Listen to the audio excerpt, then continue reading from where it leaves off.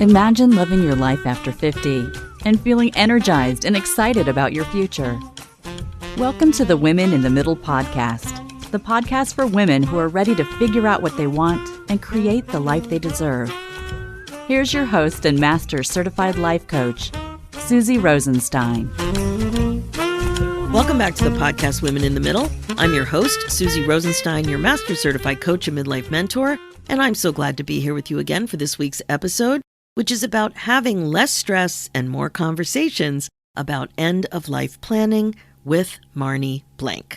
This episode is especially for you if you've been struggling with how to talk to your parents about their wishes about when they die and what you need to know to support them through this phase. I know this is a really important thing to talk about for so many reasons. It's a topic that can be really, really challenging to muddle through on your own and just to muddle through in general. It's something to get organized about, so much to think about and so stressful. So we are going there. You're going to love my guest, and she makes it all much more manageable. But just quick, I have a question for you. Are you ready to finally put yourself first? I wonder if you even know what that means. I have a gift for you to help. It's a free guide called Top 10 Questions to Reimagine Your Life After 50. It's like an easy journaling exercise to really help you discover how to get unstuck and feel happier in midlife, to create more confidence so that you can capitalize on your newfound clarity about what you want, to finally connect with your heart and find yourself again. Those kinds of things. So make sure to grab your free download by heading over to www.susierosenstein.com/10 questions. Okay, now let me tell you about my amazing guest on this episode. Marni Blank is the founder of Begin with the End. She is a recovering lawyer, mediator, death doula, and after-loss consultant. Her services are curated to empower individuals and families to prepare for logistical and emotional aspects of death, dying, and grief.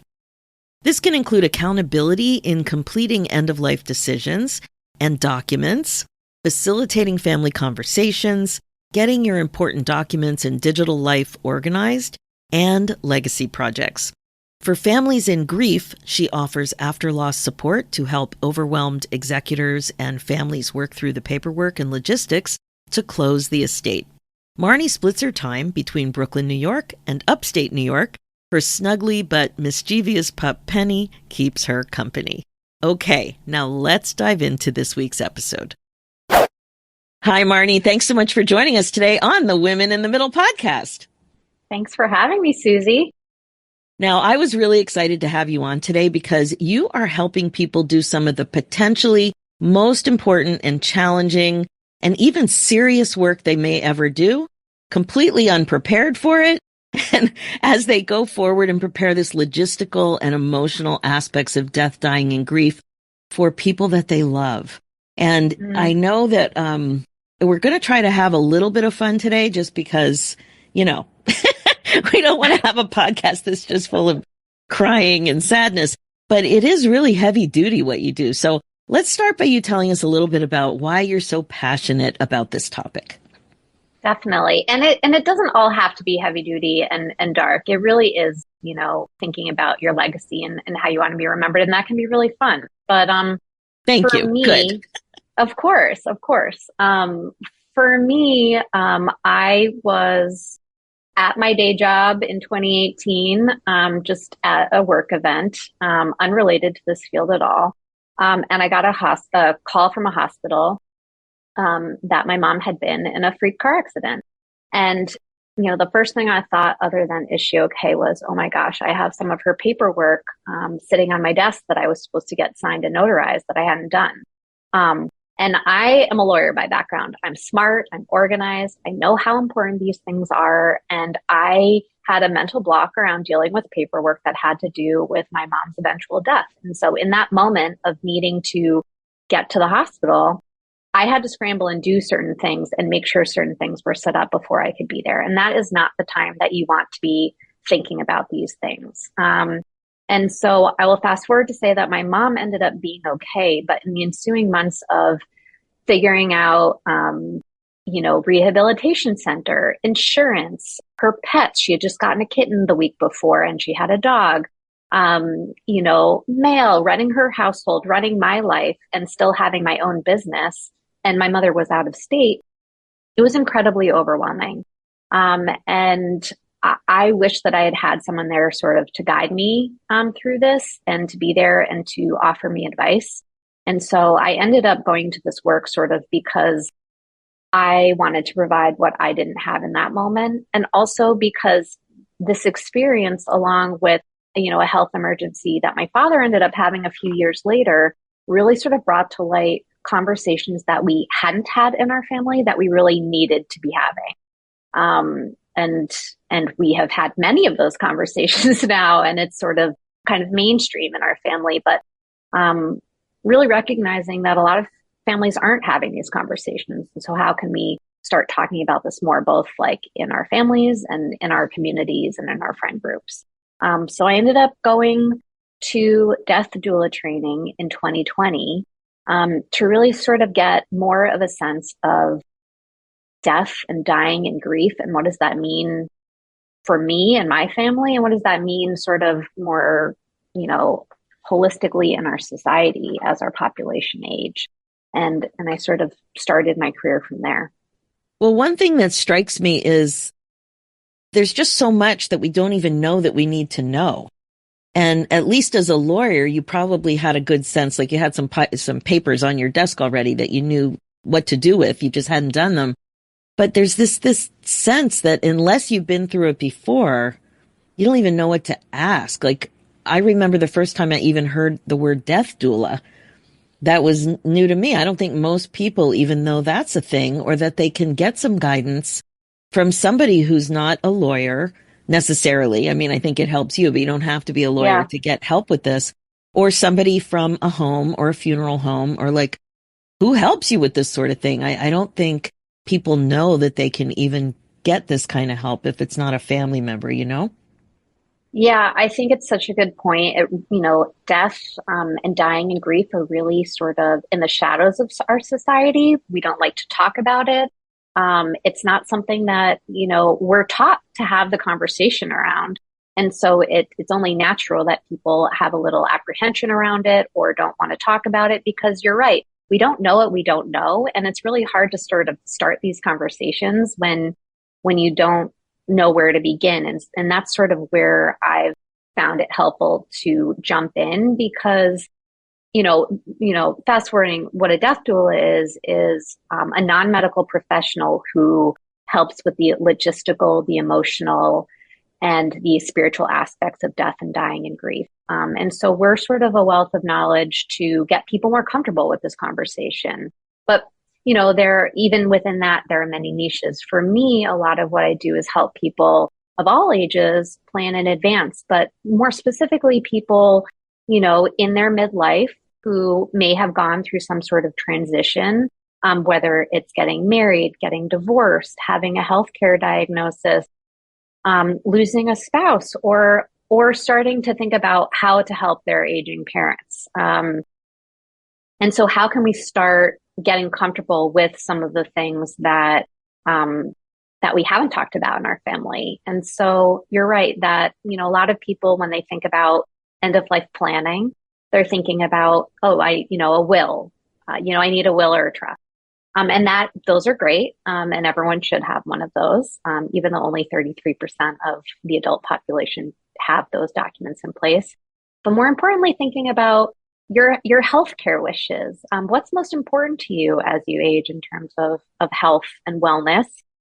Is it, do you want, who do you want to be making medical decisions for you if you're unable?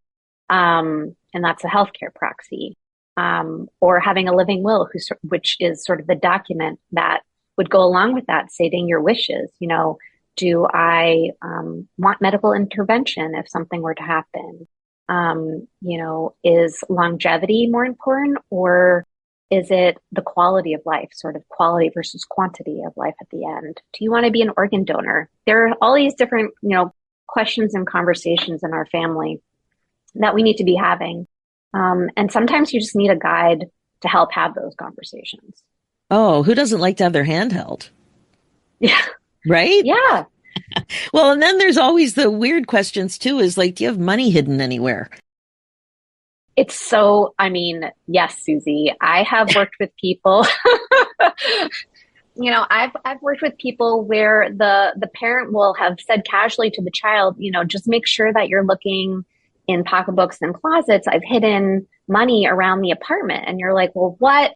Why are we? I don't want to have a treasure map. Like, let's have this conversation. Where is the money? Or, having a safe deposit box that maybe you haven't shared where the key is or where, which bank it's at. There's a lot of issues here with, if you're not sharing this information, if you're not writing it down and, sharing it, that information often lives in our heads and our brains. And how do we share that information with the people who will eventually need to know about it? Exactly. And then the sibling thing comes up too, like depending on how many children or adult children, siblings that you have, and how to make sure that everybody's involved or not. And if you don't have siblings, it's a lot of responsibility. And when people live out of town or out of country, there's issues with that too, with the siblings. So what comes up in your world about that? Yeah, family dynamics are a big part of what I'm working with. In the best of circumstances, I'm working with families as a whole where we have the, adult children, if there's more than one, and the parents, and we're having these conversations together. And really talking about who are the right people for the right roles. So perhaps one person is best under, pressure to be making those sort of healthcare decisions, advocating, and, can be curious and ask the right questions if something were to happen to someone and they need medical help. Whereas maybe the other sibling is better with numbers, better with finances, and would be a better fit to be the power of attorney. And so it is sort of making sure that people are involved as much as they want to be, but thinking about family dynamics. Oftentimes we have different relationships with our parents, different relationships with our siblings. And the issue of fairness comes up a lot. And what does that mean? Like you said, sometimes there will be one child who lives closer to the parents and may take on more of the responsibility of the day-to-day, coming in, checking, helping get to medical appointments and more hands on the ground. Whereas, another child may have moved across the country. How can it be that they sort of both take on roles, whether it's, the person farther away, maybe they're contributing more financially, maybe they're, doing the Amazon packages and buying things, from afar, sort of how can you make sure that both people are involved and on the same page so that there's information being flowed both directions, so everyone can be a part of it. But also recognizing that there are sometimes things that cause people to not want to be involved. And how can you plan with that in mind also?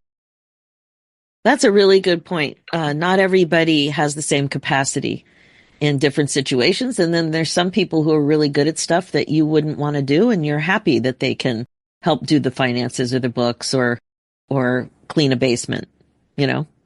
any of those things. Yeah, we all have our strong suits and we should be playing to those. You also might be good at something and not want to do it. And that's also okay. And to have permission to have certain boundaries as well, even if that is your strong suit. Yeah, that's a really good point. Now, what do you think is going on with women in midlife that this is such a big deal? I mean, it definitely comes up in my community all the time. And I don't know. I just think it's like, it almost seems like a big secret in some ways. And I know it's not really a secret, that any of us just need to open up our eyes a little bit to anticipate it, but it kind of reminds me of breastfeeding. Like, we all knew that it may not go smoothly, but we didn't talk about it as much as we did just getting through the 9 months and having the baby. And I kind of get that sense that you hinted at it a little bit too, that death and death planning and coping with the end is really uncomfortable for many. And it often comes at a time of extreme stress. It's kind of interesting in my community. It seems almost like there are waves where several clients are dealing with this at the same time. And right now it's in one of those waves. And it's great support. Everybody's finding so much support to be able to talk to somebody who's just a little bit ahead of them, or be able to be a mentor and offer a little bit of help. So what do you see about the 50 plus crowd and their preparedness? Yeah, I mean, it's such a good point, and it's so amazing that you're creating a community. You have a community who are talking about these, and exactly what you're saying, that sometimes people are just slightly ahead of you, but can give you that solace or that recognition that what you're feeling is normal. That can just be a world of difference when you're struggling. But what I see with the over 50 is there are, so many people now in this sandwich generation, this idea of, caring for younger children, or even adult children, quite honestly, and dealing with aging parents, and this being stuck in the middle of, your time and attention are going to both places, but also you are working or you're not working, but you have a life of your own. And how can you be managing both your responsibilities to your children, to your parents, and to yourself, and creating a life that you are excited to be living? And so a lot of pressure falls on people in the over 50 crowd of, feeling pulled in all of these different directions and not necessarily having the space to breathe and, take a step back and say, okay, I know I have these responsibilities, but how can I also make time for myself and that self-care? And a lot of things are going on where there's this caregiving often falls to women. It has been historically so. It continues to be. That's not to say that men do not caregive. My father, who is 72, is actively caregiving for my 102-year-old grandmother. And so I give men credit where credit is due. But there is this idea of eldest daughter syndrome in a way where, we keep a lot of information of the family, whether we have children or don't have children, of the family unit in our, we're keeping it going. We have a lot of those, practical things that we're thinking about, but we're also carrying all of the emotional aspects of these different dynamics as well. And so I find it so important and empowering for people to be actively having conversations about planning for the future, whether it's for your loved ones or for yourself, because then you get to drive the boat. Then it's not a total mystery. Then you get to sort of say, okay, if this is where I want to be in retirement, or if this is how I want to live out my days, where am I now?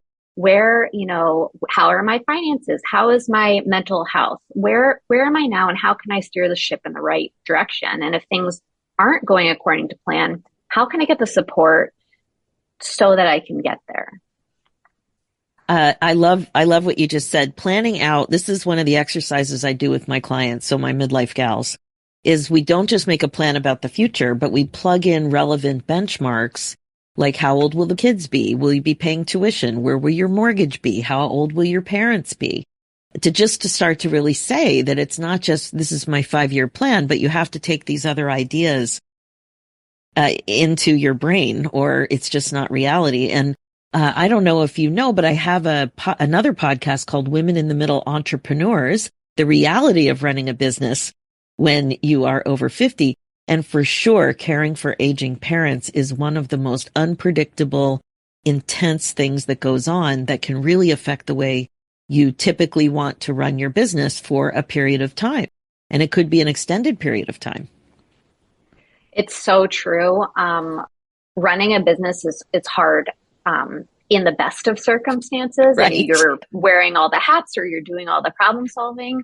And when you add in, caregiving, whether it's for a child or an aging parent, it is an added level of question marks added to the business. And how are you setting your business up for longevity and success along with yourself? So, how is your digital life organized? And where are you keeping all of that important client information if something were to happen to you? How are you getting that support both in your personal life, but also making sure that you're set up to make sure that your business continues to run if something were to happen for exactly, you said, extended period of time? We don't we can't predict the future, but we do know that it's ever changing. And how can we be able to be adaptable to when something either goes wrong, or maybe it's not wrong, it's just part of life that that we have to step in and be responsible for, but also need to keep our own,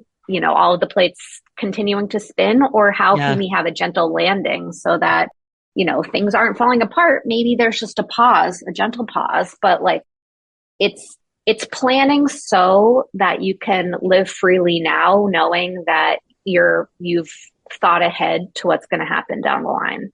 Yeah, I love that. I like to call it a midlife operating system. That's what's required. So the operating system that got us from 20 to 50 isn't the same operating system for our life and our business and our well-being that's required to go forward after 50.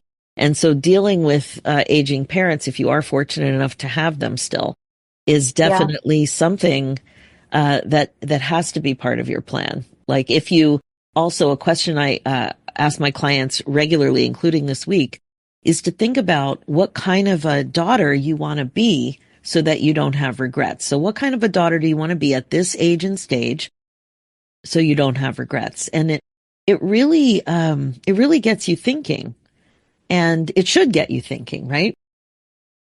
Yeah, it does. And I have started to live my life like that now. I'm not quite there. I'm 41. But, my parents have each had health issues that make me very aware of the time that I have with them.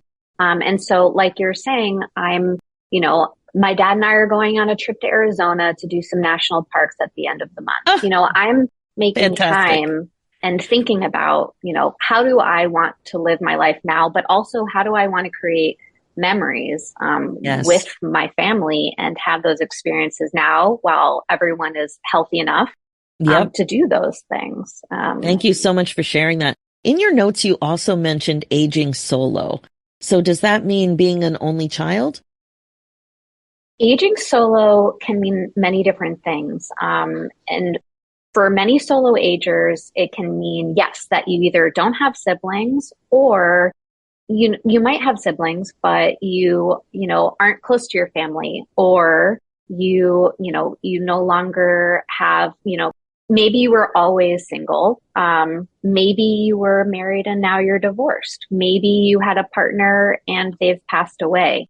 There are many reasons why people end up aging solo, some by choice, some by circumstance. But how are you thinking about the future?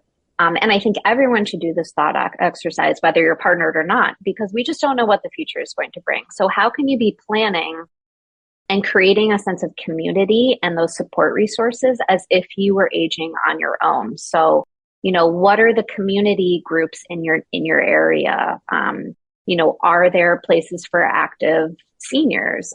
Are there book clubs? Who's your medical support system? And if you end up thinking that you're going to need help at home, in advance, just taking a look at what are those like options and opportunities around you. As we age, it can be more and more lonely as our social circles get smaller. And so how are you planning in advance to keep those relationships, those friend groups, like very active? And whether you live close to people or not, having those weekly FaceTime dates with your friends or your loved ones. So it's so important. And sometimes people are aging solo because their children are, living in another country or across the state. It doesn't mean that you're totally alone. It just means that you're thinking about the future and taking proactive steps yourself and not waiting for other people to come in and make those plans for you. That's exactly it. And also, just in general, you can't just wait for your exciting life to happen to you. You need to create the exciting life that you want. And a lot of times that means you planning in advance, committing to your plan, and initiating. And this initiation seems to be a stumbling block for many, because we're just so in our autopilot thinking, la da da, just going on. Oh, another 10 years went by. How did that happen? I don't know. And it just goes on like that. So I'm really glad you said that, because having meaningful relationships is shown.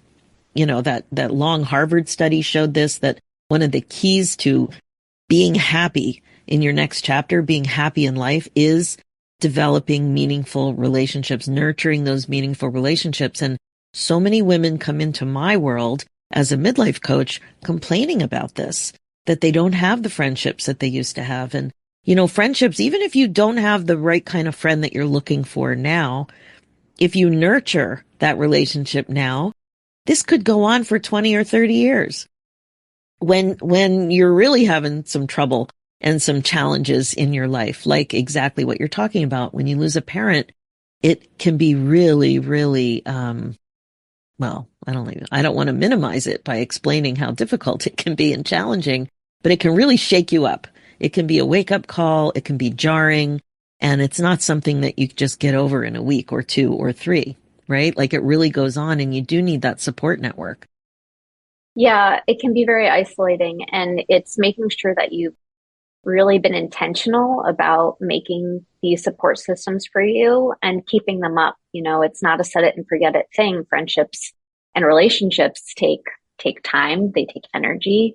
And we can still continue to make friends as we age. This is not something that, yes, sometimes it's harder, but there's so many activities. There's walking groups, there's pickleball, there's art classes. Pickleball. Oh my gosh. Pickleball is changing things in the world. Oh my gosh.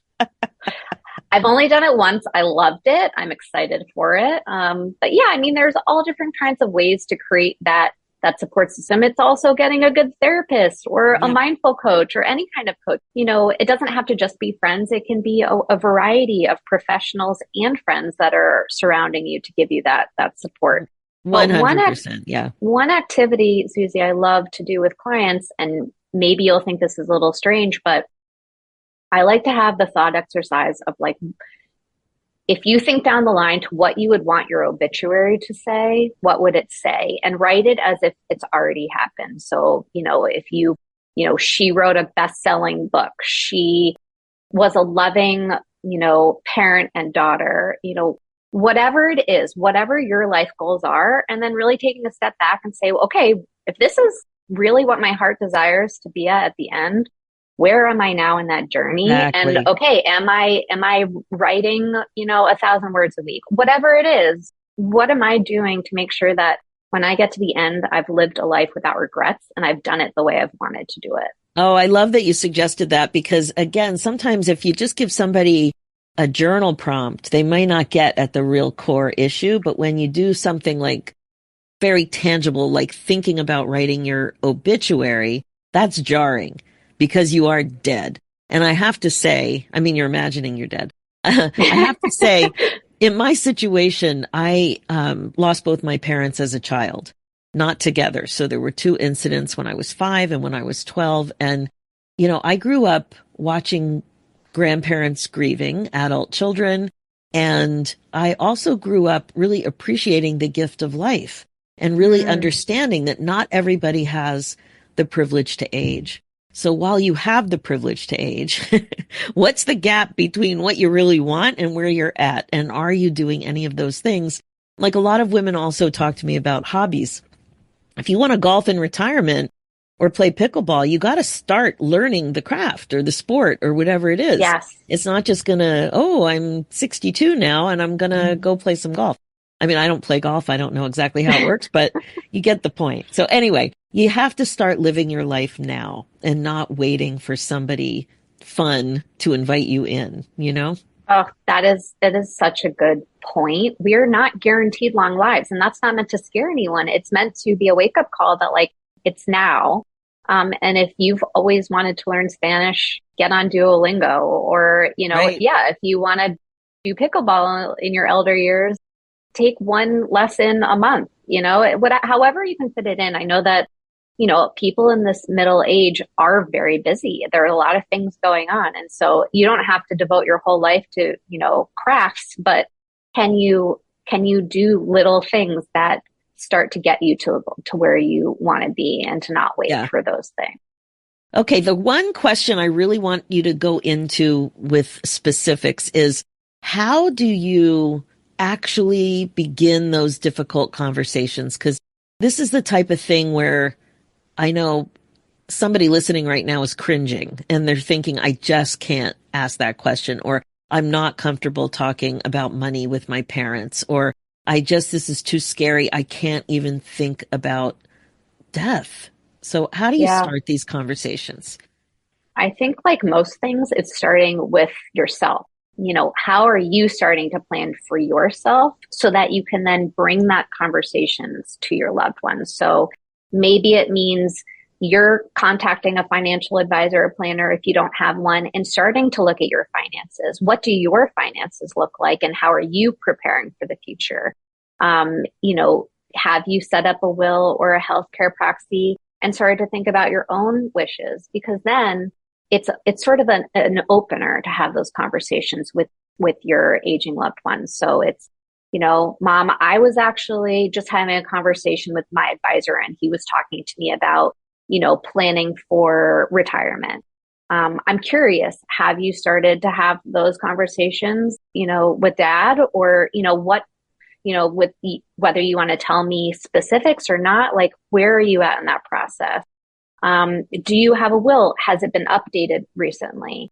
And so it's sort of, starting slowly by saying, I'm working on this. I'm starting to have this conversation with my friend group, and I wanted to talk to you about it. And sometimes it's going to take a few tries. Sometimes you're going to get shut down. And my advice is really just slowly but surely, start to bring these things just more into the conversations, and it will become more natural. But there's also so many great resources out there that are now available in modern day culture, TV shows that are addressing grief or loss.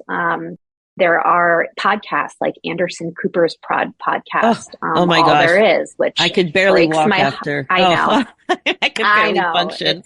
But it's really, again, like, how are these conversations coming up around us? There's a great website called The Conversation Project that's all about how to have these conversations. And so there are resources out there to sort of get you started, but it can be really uncomfortable, but it's sort of putting it back to say, Mom, Dad, it would be a gift to know because I'm feeling anxious about it. I'm feeling stressed about it. And any information that we can be sharing would be helpful because I'm worried about the future. And so it's not about how much money they have. It's not about those things. It's really about what do I need to know about your wishes, your values? Like, how can I make sure that I'm honoring you and making sure that you are taken care of? And so that we can be thinking about these things while everyone is relatively young and healthy, so that we're not getting to a moment of stress or anxiety or overwhelm where decisions aren't best made in those scenarios. Decisions are best made when you can think ahead and be thoughtful about Absolutely. So good. So we're not going to wait for a crisis. And I think what I hear you saying is that it's really an act of not only self-care to have these conversations, but also an expression of love, because it is around your desire to honor and understand. Well, first understand and then honor their wishes. Like, how beautiful is that to think about it instead of, oh, I'm so scared and worried. I don't know, so uncomfortable, versus how can I take care of myself and how can I honor my parents? It really is. It is the greatest act of love. I do a lot with helping families after a loss deal with all the paperwork and logistics. And let me tell you, when people haven't planned, it is a nightmare. It is just an added layer of trauma and stress on top of grief that a family needs to deal with when dealing with all of the logistics and the paperwork after a passing. And so if things are tied neatly with a bow, or even if they're not fully tied neatly with a bow, but they are, packaged in a way that is understandable, you are taking an extra layer of stress off of your loved one's plates. And it makes all the world of difference. And when you see what happens after a loss, when things have not been talked about or planned, or the confusion, it makes you just more, I'm just so passionate about helping people think about these things in advance because I see what happens when you don't. Yeah, that's so good. And one last point before we wrap up and give your contact information. I was delighted to hear you talk about pets at the beginning of our conversation. And I think it's so important to think about that and to have that discussion with what would happen to your loved ones' pets should Yes. they pass. Yeah. Pets are family members.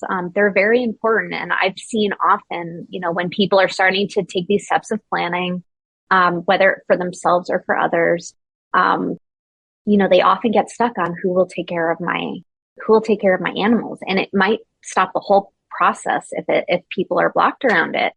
Because this is a beloved member of your family. And so it really does take effort to think about these things. And so, there are ways in which, first of all, be thinking about who's in your network. Who do you trust to take care of your pet? Is it, a sibling? Is it a best friend? Who would you want to take care of it? And also making sure that you have the documents set up. Do you have, in your important folder of information, do you have their veterinary information? Do you have their likes and dislikes? Do you have, any, sensitivities, whether it's to, other dogs or anything. So making sure that there's, the information about your pet so that if something were to happen, that someone else also has all of that information to go by. But also, when it comes to if you have a parent who has an animal, again, who is around them that can be a resource? Is it a neighbor who can start, helping walk the dog? If, a parent is aging and they're not able to do it, are there dog walking services? It's thinking in advance, just like as you would with caregiving for a parent. How are you making sure that the things that are surrounding them are loved and cared for as well? And then there are ways in which, if you are meeting with an attorney, you can set up a trust or set aside a certain amount of money for your pet or for the person who's taking care of your pet. Because oftentimes pets are very expensive. It Yes. could be a $1,200, vet visit when my dog, accidentally ate rat poison a year ago, So these things come up. And so people may be a little hesitant to take on an animal with that added, financial responsibility. So how are you making sure that you're alleviating that by making sure that you are setting them up for success by leaving money to take care of them as well? Yeah, thanks for mentioning that because exactly. I mean, people really do. We really worry about our pets. And Yes. they are members of our family. There's no question about it. So thank you so much for that. So Marni, how can people best get a hold of you? Yeah. So I am, my email is Marni, Marni at beginwiththeend.co. My website is beginwiththeend.co. And I always offer a free 20-minute session for anyone who just wants to pick my brain, who has questions and wants to learn more. But I also have a lot of free offerings on my website, getting your important information and documents organized and a checklist for that, or thinking about legacy projects. And so check it out. There's a lot of good information that's just available on there as well. That's amazing. Thank you so much, Marni. This information, our interview today was awesome. And it's, it can be a real drag. So you definitely want to do what you can in advance because it is very difficult and challenging and also one of the most important things that you can do. So if you can manage that experience a little bit more intentionally, it benefits you and the people who love you too. Yeah, I really appreciate you having these conversations because it really is important. Thank you for having a space to talk about it. So welcome. Talk to you soon. Okay, that's it for this episode. I know that was a lot, but it's important information that will absolutely help you feel more prepared. Now, as you know, my focus as a midlife coach is to help you waste less time spinning and feeling stuck. This is what regret-proofing your life is all about. Remember, being the queen of your brain domain is the best way to be, and midlife transformation coaching is the fastest way to rediscover joy and purpose after 50. I can help you. This is exactly what we're up to in my Women in the Middle Academy group coaching program. So if you'd like to see if working together is a good fit for you, either in the Academy or privately, head over to www.talktosusie.com and book your free momentum call and we will chat. Now for show notes and links, go to www.susierosenstein.com and click on the podcast tab and look for episode 405. You'll also see a link there for my new show, The Women in the Middle Entrepreneurs, which is all about the reality of running your business when you're a midlife gal. It's also on iTunes, Spotify, and all the places. Let's do this, ladies. It's time for you to put yourself first, one thought at a time. Thanks so much for listening, and I'll talk to you next week.